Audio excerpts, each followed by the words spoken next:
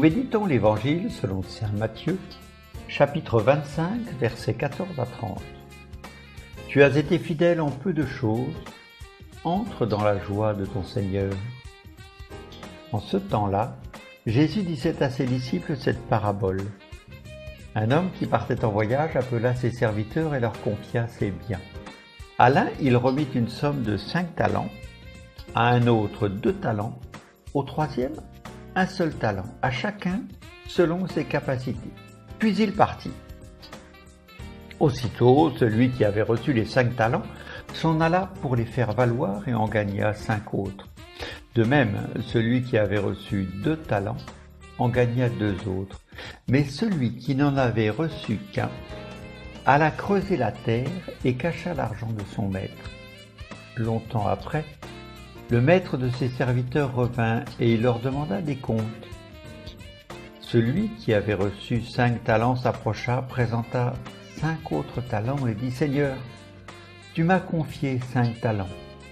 Voilà, j'en ai gagné 5 autres. » Son maître lui déclara « Très bien, serviteur bon et fidèle, tu as été fidèle en peu de choses, je t'en confierai beaucoup.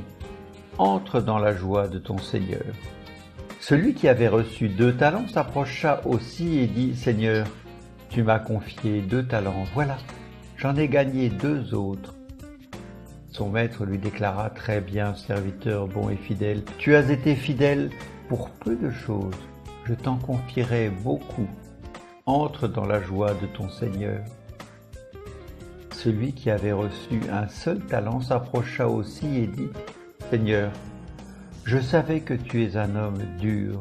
Tu moissonnes là où tu n'as pas semé, tu ramasses là où tu n'as pas répandu le grain.